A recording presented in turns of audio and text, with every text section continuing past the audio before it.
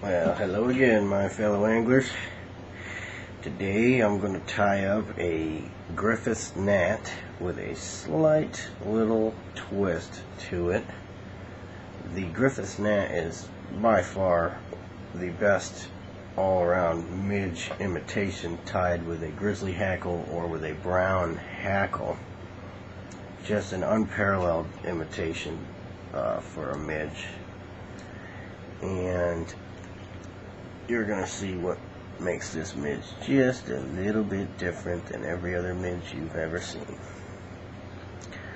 What I'm going to do is, first, of course, like all midges, I'm going to grab a peacock curl and tie it in here. Secure it to the hook. You know, standard procedure. And what I'm going to do is I'm going to grab a grizzly hackle and I'm going to pull some barbs off or some of the little hackles right off at the base of it, and tie that bare part on, secure that back at the end here. And we'll go right up to the eye of the hook. Alright. Next, we're going to take this peacock curl and we're going to wrap it around the hook. We're going to wrap it right up to the eye. And once we got that on there, we're going to secure that onto the hook. And I always see guys pulling pieces off, snapping them off. I hate to do that. I hate to break it off too close to the end. I know this is such a small hook, it's probably hard to see what I'm doing, but it's such a basic fly. I got it on a size 20 hook. Such a basic fly. All we're doing, we're just palmering the grizzly hackles forwards.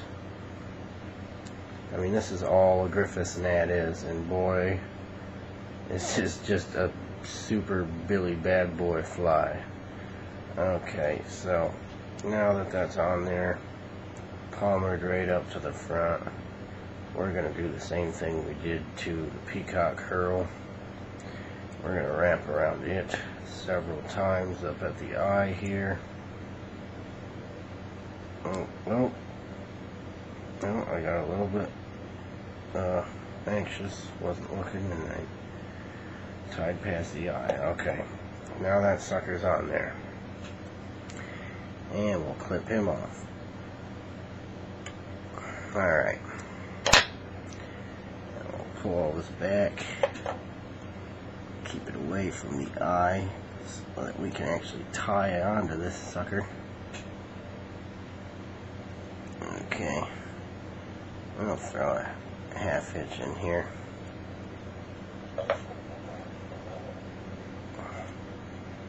And we'll throw another half hitch on there. Okay, now,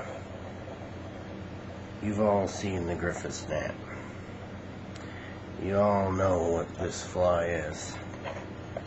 Very simple fly, very effective when trout are feeding on midges. But what you haven't seen is the griffiths gnat for very particular fish that are feeding on midges, and you were catching him, or you foul, he came up and hit it and then he got off, and now he sees your midge, and for whatever reason he isn't taking it anymore. This is going to help you with that. All we're going to do is clip the top of the midge. We're going to clip the top hackles off, and then we're going to come in here. I'm just going to put it right in my hand, and we're going to clip the bottom hackles. That's right, ladies and gentlemen. That's all we're doing here. Making sure we're not taking the side ones off. You gotta be delicate. Gotta make sure we're doing it right. We clip it along the bottom. We go ahead and clip it right up along the top. And make sure that our hackles are on nice and good and out to the side like they should be. And that, my friends, that is what separates the boys from the men.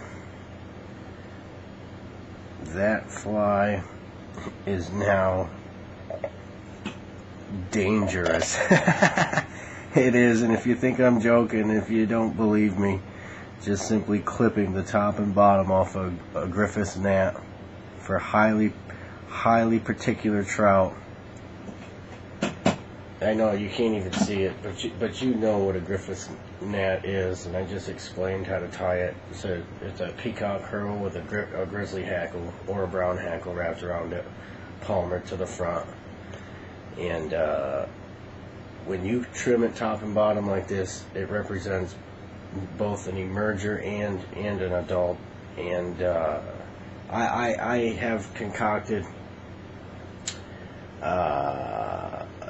an up bent hook that actually bent forwards again, and because the midges form a U in the water, that the trout see the mirror image of the U. So I had the hook down and over, and then right up at the eye it came up and over, and I tied hackles around here right where it bent. I actually had them tied diagonally, so it looked like a little midge crawling right out of a size 20-22 hook with a sparkle, with a burgundy red sparkle body and a grizzly hackle coming out the top. Kind of an interesting little creation, and it was working very well. But this here is just for the average Joe who doesn't want to tie up some real crazy little thing. That is dangerous. Tie up your griffiths gnat or buy up your griffiths gnat, and if you're fishing real slow water and you happen to have 3 or 4 or 5 of them, you're fishing real slow water and the trout aren't hitting your fly, trim it top and bottom, and that should make the difference. Alright, good luck. I'll catch you guys later. Happy fishing.